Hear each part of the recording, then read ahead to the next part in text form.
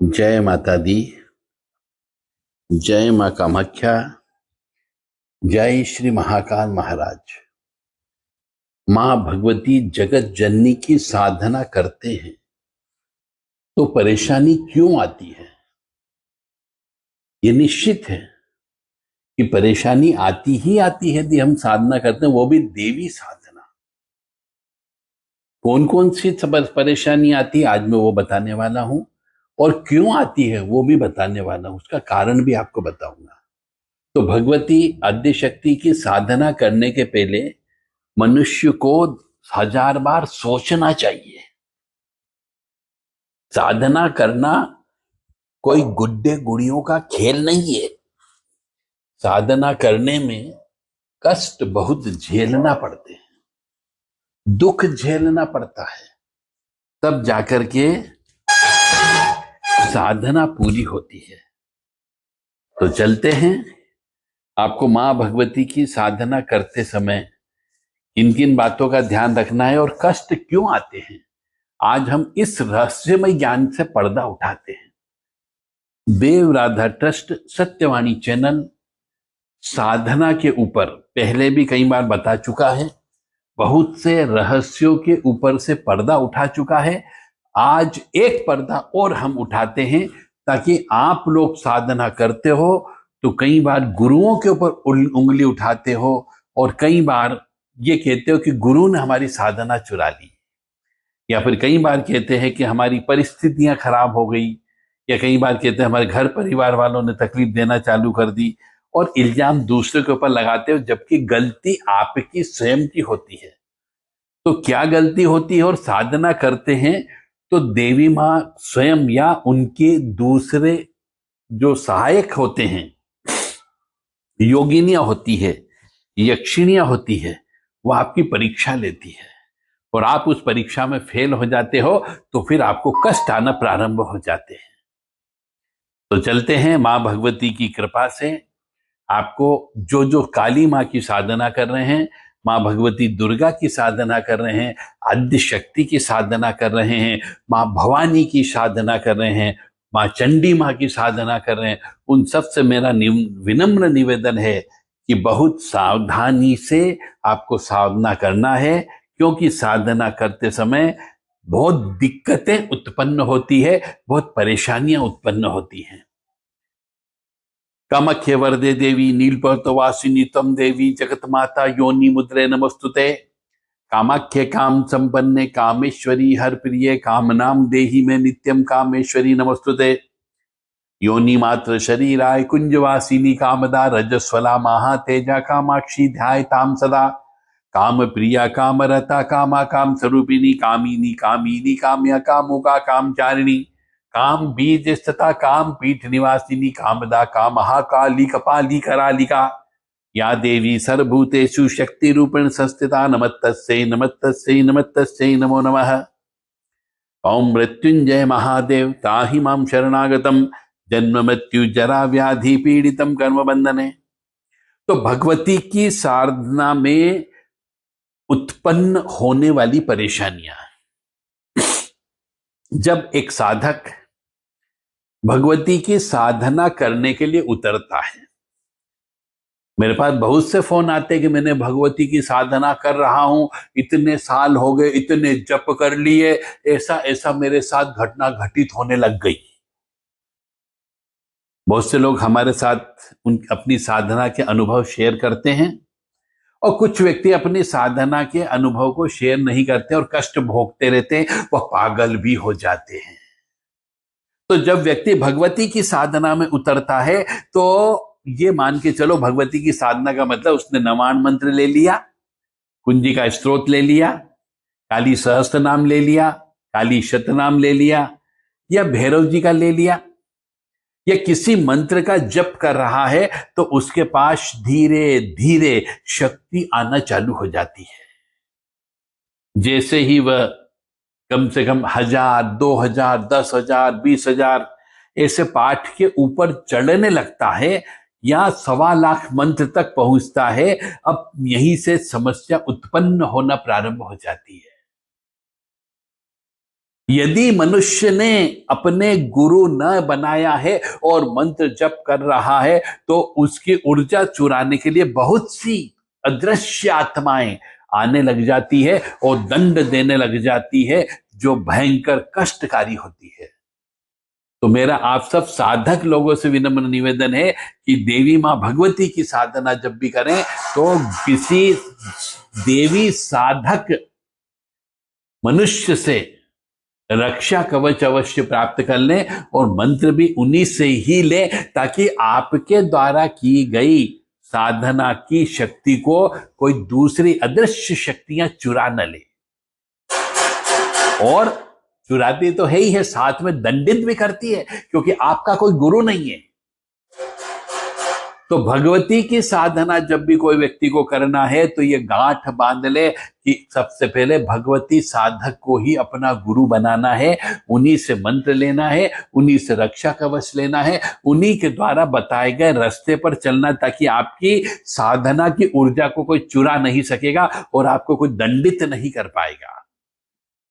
दूसरा, अगर मनुष्य दुर्भाग्यपूर्ण स्थिति में साधना कर रहा है, अब दुर्भाग्यपूर्ण स्थिति का मतलब होता है कि मनुष्य को जब साधना करे तो पहले अपनी जन्म पत्रिका का चेक करवाना चाहिए कि जन्म पत्रिका में उसके ग्रह और नक्षत्र, महादशा, अंतरदशा, प्रत्यंतर दशा उसके विपरीत तो नहीं है, साधना के विपरीत तो नहीं है।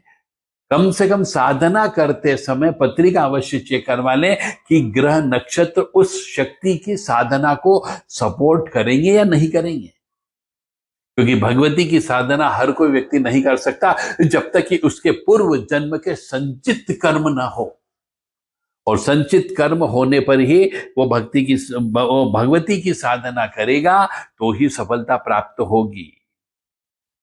तो ग्रह नक्षत्र न चाहे कि आप साधना करो, क्योंकि आपको इसके लिए बनाया ही नहीं गया, और पापों से मुक्ति हो जाए, तो ग्रह नक्षत्र भी आपको किसी न किसी प्रकार से इस साधना में रुकावटें उत्पन्न करने का काम करेंगे और आपको सजा देने का काम करेंगे। यानी साधना करने का मतलब है सजा भुगतने के लिए तैयार रहो, या फिर किसी अच्छे साधक से अपनी जन्म पत्रिका चेक करा करके पहले चेक करा लें कि क्या भगवती की साधना सफल होगी या नहीं होगी, कि आप श्री हरि विष्णु जी की साधना करना है आपको। तीसरी चीज, यदि आप इस भगवती की साधना में डटे रहे, आपने कहा जो होगा देखा जाएगा, हमें तो भगवती की ही साधना करना है, तब आपके घर में जो भी प्रेत बाधा होगी या तंत्र बाधा होगी, काला जादू होगा, चौकी लगी होगी, या पुराने जमाने का कोई मकान होगा, तो कुछ भी दम दिखा सकते हैं वो अदृश्य शक्तियां। मतलब वो अदृश्य शक्तियां आपको भयंकर कष्ट दे सकते हैं, भयंकर लाइलाज रोग दे करके जा सकते हैं, घर में क्लेश, दुख, अशांति ला सकते हैं, घर में दरिद्रता ला सकते हैं, घर में किसी बच्चे की, किसी परिवार के सदस्य की मृत्यु भी हो सकती है। यदि आपके ग्रह नक्षत्र आपको साथ न दे रहे हो, पूर्व जन्म के आपके कोई संचित कर्म न हो, और आपने गुरु से मंत्र न लिया हो, तो फिर आपके ग्रह नक्षत्र भी आपको कष्ट प्रदान कर सकते हैं, और आपके घर के अंदर रहने वाली अदृश्य आत्माएं जो कई पीढ़ी से रह रही हो, कोई प्रेत आत्मा हो सकती है, अकाल मृत्यु को प्राप्त हुई आत्मा हो सकती है, जिन्नाद हो सकते हैं, और बहुत से नाग महाराज आपके यहाँ पे रह सकते हैं, कुछ गड़ा धन पे बैठी हुई आत्मा भी हो सकती है, वह आपको भयंकर कष्ट देना प्रारंभ कर देती है। तो इसलिए साधना जब भी करें बहुत सोच समझ करके करें। अगर आप पे या आपके परिवार के ऊपर कोई तांत्रिक प्रयोग हुआ हो, पहले हुआ हो, कोई चौकी छोड़ दी गई हो, कोई जिन जन्नात छोड़ दिए गए हो, या कभी भी ऐसी छोड़ी गई चीज का निपटान न हुआ हो और आपको पता न हो, तो वह भी आपके सामने आएगा जब आप भगवती की साधना करेंगे। तो ऐसी जितनी भी अदृश्य शक्तियां जो आपके मकान के आसपास है, आपके मकान में है, या आपके ऊपर या आपके परिवार के ऊपर छोड़ी गई है, वो भी आपसे निपटने के लिए तैयार रहती। जब आप भगवती की साधना करते हैं और जब आपकी ऊर्जा उत्पन्न होगी तो उसको भी तकलीफ होना प्रारंभ हो जाती है और वह भी आपका नुकसान कर सकती है और करती ही है, क्योंकि आपको ज्ञान नहीं होता है। इसीलिए कहते हैं कि जब भी साधना करें, भगवती की साधना करें, तो सर्वप्रथम गुरु करें, गुरु से गुरु मंत्र लें और रक्षा कवच अवश्य प्राप्त करें और गुरु के निर्देशों का पालन करें, गुरु की अवहेलना बिल्कुल भी न करें। तो आपको कोई भी अदृश्य शक्ति आकर के आपकी ऊर्जा नहीं चुरा सकती, वह कोई भी अदृश्य शक्ति आपको दंडित नहीं कर सकती। आपके ग्रह नक्षत्र न चाहें तो भी आपको ग्रह नक्षत्र परेशान नहीं कर सकते हैं। और यदि आपके घर में कोई अदृश्य शक्ति बैठी हुई है तो वह भाग जाएगी, परंतु आपको नुकसान नहीं दे पाएगी। और पहले कभी आपके परिवार के ऊपर कोई तांत्रिक अभिचारी कर्म हुआ हो तो वह भी घर छोड़ के चली जाएगी और नुकसान नहीं दे पाएगी। अब और आगे चलते हैं। जितने जितने जब आप करते जाते हो, बढ़ते जाते हो, साधना करते जाते हो, अब आपके पुरखे आएंगे, आपके जो ऋषि मुनि रह गए, आपके पितृगण आकर, कह लीजिए पुरखे का मतलब पितृगण, कि हो सकता है आपके दादा, आपके परदादा कोई तांत्रिक रहे हो, वह भी जिनकी अभी मुक्ति नहीं हुई हो, और कुल देवी देवता भी आ जाती है कि हमारे लिए भी कुछ करो, हमको भी शक्ति प्रदान करो, उसके बाद तुम आगे बढ़ सकते हो। तो उनको भी आपको संतुष्ट करना होगा, इसके लिए भी गुरु की आवश्यकता पड़ती है। और जब आप साधना करते हैं, जप तप करते हैं, मां भगवती का करते हैं, आपकी ऊर्जा बढ़ने लगती है, तो आपके आसपास के क्षेत्रपाल देवता भी आपसे आशा रखेंगे कि आप उनके लिए भी कुछ करो। तो इन सबसे ऐसी क्रिया जब होने लगती है तो साधक परेशान हो जाता है, उनका दिल दिमाग काम करना बंद कर देता है, रिजल्ट मिलना बंद हो जाता है, परेशानी पे परेशानी बढ़ती जाती है। और यह जितना भी बता रहा हूं, यह सब आपका पूर्व जन्म का कह लीजिए, आपके परिवार का कह लीजिए, आपके कुल का कह लीजिए, एक लेखा बही होती है, एक खाता बही होती है, एक लेजर होती है कि आपके यहाँ पे क्या क्या कर्म हुए हैं, उन कर्मों से आपको निपटना पड़ेगा। और जब तक उन खाता बही का, पूर्व जन्म का, आपके पुरखों के द्वारा किए गए पाप कर्मों का, आपके द्वारा किए गए पाप कर्मों का, या फिर परिवार के सदस्यों के द्वारा किए गए पाप कर्मों का, और अदृश्य आत्मा को जब तक सेटलमेंट नहीं हो जाएगा, और तब तक आपको कोई भी फल की प्राप्ति नहीं हो सकती, कष्ट पर कष्ट होना प्रारंभ हो जाते हैं। इसीलिए जो साधक, भगवती का साधक होता है, उसको कई बार पागलपन के दौरे पड़ने लग जाते हैं। यदि वो डटा रहा, गुरु पे भरोसा करता रहा, गुरु के आदेश से चलता रहा और जमा रहा, तो हजारों वर्षों की बात कर रहा हूं मैं, हजारों वर्षों के द्वारा मैं जो आपके परिवार या कुल के द्वारा किए गए पाप कर्म, उन सबका नाश हो जाता है और आप अवश्य आगे बढ़ते हो।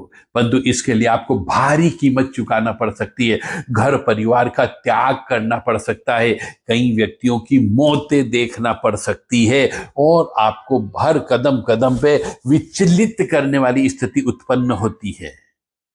इसीलिए मैं बार बार कहता हूं कि साधना करने के पहले 1000 बार सोचो कि मैं भगवती की साधना करूं या न करूं, क्योंकि पहले तो आपके स्वयं के द्वारा कई पूर्व जन्म में किए गए संचित कर्म और प्रारब्ध कर्म के पाप कर्मों का नाश करना होगा।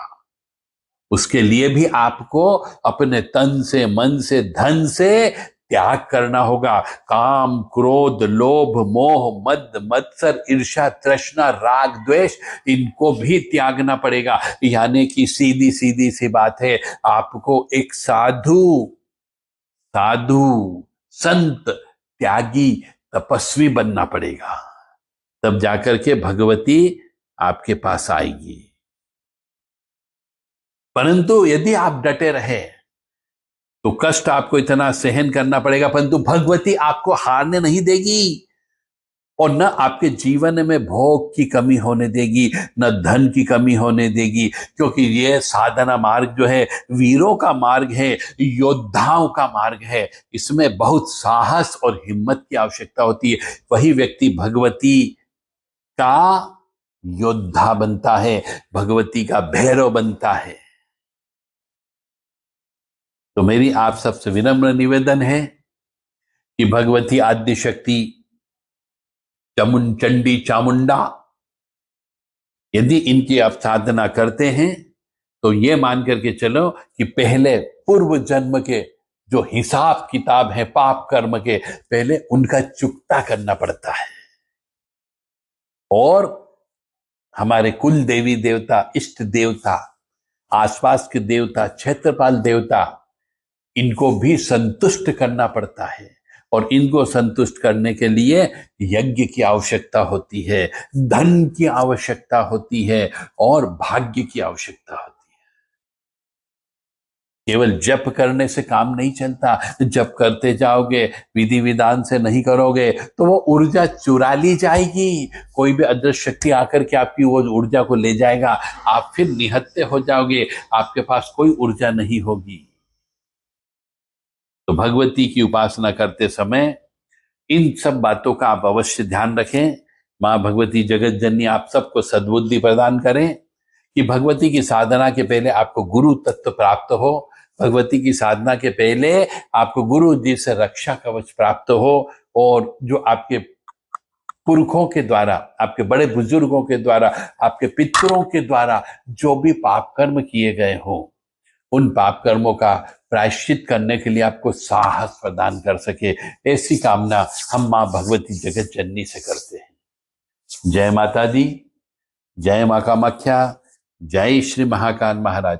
यदि किसी व्यक्ति को साधना करना हो तो वो देव राधा ट्रस्ट सत्यवाणी चैनल से संपर्क कर सकता है। 7649862712 7987237885।